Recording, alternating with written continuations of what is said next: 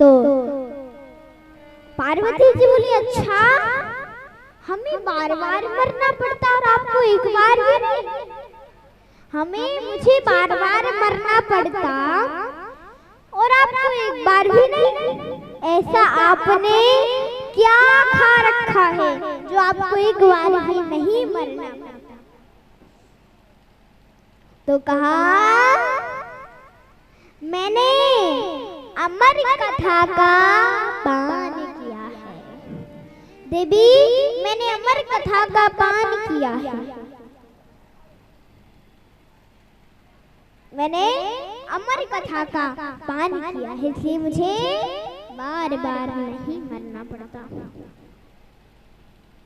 इसलिए मुझे बार बार नहीं मरना पड़ता। तो अब तो पार्वती जी चरणों में गिर पड़ी, बोली महाराज मुझे भी अमर कथा सुनाओ, मुझे भी अमर कथा सुनाओ, मुझे भी अमर कथा सुनाओ। तो कहा देवी यह शांति का विषय है, देवी यह शांति का विषय है। कहा देवी यह शांति का विषय है। तो कहा और डमरू बजाया शंकर जी ने, अपना डमरू जैसे बजाया, अपने डमरू को जैसे बजाया, जैसे डमरू को बजाया तो वहां के जो भी पशु पक्षी थे सभी चले गए, लेकिन एक अंडा वहां रखा ही रह गया, ना तो अंडा उड़ सकता है और ना ही अंडा चल सकता है, इसलिए वो वहीं रखा रह गया। अब शंकर जी ने कहा देवी मैं समाधि लेकर कथा कहता हूँ, मुझे कैसे पता चलेगा, मुझे कैसे पता चलेगा कि तुम सुन रही हो कथा कि नहीं सुन रही, मुझे कैसे पता चलेगा। तो कहा मुझे कैसे पता चलेगा ये। तो पार्वती जी ने कहा मैं बीच कथा में ओ कहती जाऊंगी। तो कहा ठीक, जैसे आप लोग हु हु करते हैं ना, ऐसे पार्वती जी ने कहा मैं बीच कथा में ओ कहती जाऊंगी। तो कहा ठीक है। और अब शंकर जी ने जैसी कथा शुरू की तो वह अंडा फूट गया। उस समय से सुखदेव जी महाराज बाहर आ गए। बोले सुखदेव जी महाराज की। जैसी कथा दशमी स्कंद पर पहुंची, पार्वती जी को नींद आ गई।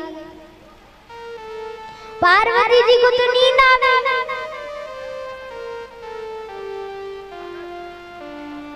और पार्वती जी सो गई। पार्वती जी को तो नींद आ गई, लेकिन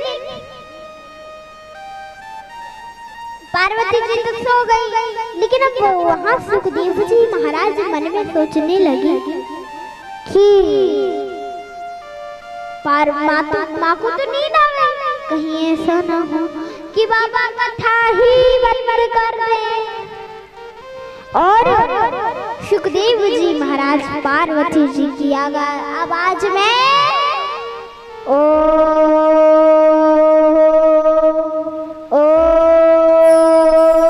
कहने लगे। पार्वती जी की आवाज में ओ कहने लगे। और अब तो जैसी कथा पूर्ण हुई, शंकर जी ने कहा बोलो द्वारिकाधीश भगवान की। तो पार्वती जी की नींद खुल गई। पार्वती जी की नींद खुल गई। पार्वती जी ने कहा महाराज जब उद्धव जी भगवान कृष्ण के पास पहुंचे थे आगे क्या हुआ? कहा देवी मैंने तो कथा पूरी ही सुना दी, तुम कहाँ गई थी? तो कहा कि मुझे नींद आ गई थी, मुझे नींद आ गई थी। तो कहा अच्छा नींद आ गई थी, नींद आ गई थी। तो कहा फिर बीच कथा में ओ कौन कह रहा है?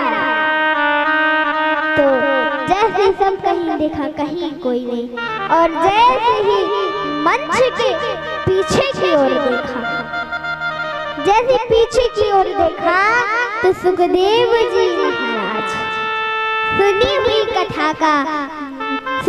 कथा को मनन कर रहे थे, सुनी हुई कथा को चिंतन कर रहे थे, सुनी हुई कथा को रिपीट कर रहे थे। शंकर जी ने देखा, क्रोध आया और त्रिशूल उठाया, मारने को दौड़े। लाल लाल आंखें हो गई, क्रोध आया, मारने को दौड़े। तो आगे आगे सुखदेव जी महाराज और पीछे पीछे शंकर जी। आगे व्यास जी का आश्रम था, तो व्यास जी के आश्रम में व्यास जी की पत्नी विदिका मैया तुलसी मैया की पूजा कर रही थी, तुलसी मैया की पूजा कर रही थी। तो तभी उनको जमुआई आ गई, तभी उनको जमुआई आ गई। और जैसे जमुआई आई तो सुखदेव जी महाराज ने छोटा सा रूप धारण किया और विदिका मैया के मुख के द्वारा गर्भ में चले गए। और बाहर से शंकर जी कह रहे हैं बाहर निकालो, चोर आया, बाहर निकालो, बाहर निकालो। तभी व्यास जी महाराज आए। व्यास जी ने कहा कि हम जैसी संतों की कुटिया में चोरों का क्या काम, हम जैसे संतों की कुटिया में चोरों का क्या काम।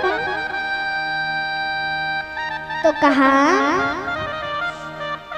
चोर आया है, चोर आया है, उसने कोई धन दौलत की चोरी नहीं की, उसने कोई धन दौलत की चोरी नहीं की है, उसने तो ब्रह्म विद्या की चोरी की है, उसने तो ब्रह्म विद्या की चोरी की। वो कोई साधारण चोर नहीं, वो कोई साधारण चोर नहीं, उसने तो ब्रह्म विद्या की चोरी की है, उसने तो ब्रह्म विद्या की चोरी की। वो कोई साधारण चोर नहीं है, वो कोई साधारण चोर नहीं, उसने तो अमर कथा की चोरी की। तो कहा कि जब उसने अमर कथा की चोरी की है तो अब तो वो अमर हो गया, अब तो वही अमर हो गया, अब वो कैसे मर सकता है?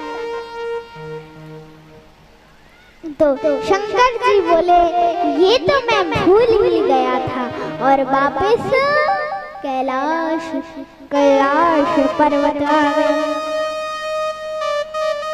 वापस कैलाश पर्वत आ गए। और अब 12 वर्ष बाद भगवान नारायण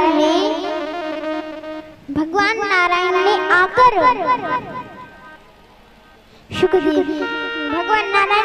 सुखदेव जी महाराज को दर्शन दिया और कहा अब बाहर आ जाइए, अब बाहर आ जाइए। तो कहा नहीं, यदि मैं बाहर आऊंगा तो आपकी माया मुझे परेशान कर देगी,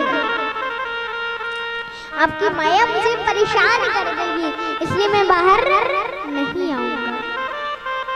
किसी का बेटा बन जाऊंगा, किसी का पिता बन जाऊंगा, किसी का भाई बन जाऊंगा, इसलिए मैं बाहर नहीं आऊंगा। मैं तो यही सही है, भजन करता हूँ भगवान का। कहा नहीं, आप बाहर आ जाइए, आपको मेरी माया परेशान नहीं करेगी, आप बाहर आ जाइए। और अब सुखदेव जी महाराज बाहर आ गए। जैसे सुखदेव जी महाराज बाहर आए तो सीधे जंगल की ओर चले गए, जंगल की ओर चले। जैसे बाहर आए तो जंगल की ओर चले गए। और अब पीछे पीछे पुत्र पुत्र करते करते व्यास जी भी जाए। पुत्रेति धनमाया तया तरवो विनेदु, पुत्रेति धनमाया तया तरवो विनेदु, तम सर्वभूत हृदयं मुनिमान तोऽस्मि, मुनिमान तोऽस्मि, तम सर्वभूत हृदयं मुनिमान तोऽस्मि। और पुत्र पुत्र कहते हुए व्यास जी भी पीछे पीछे आने लगे तो वृक्षों से आवाज आई, अरे क्या पुत्र पुत्र कहते हो, कितनी बार तुम्हारा पुत्र बना है और कितनी बार तुम उसके पुत्र बने, क्या पुत्र पुत्र कहते हो।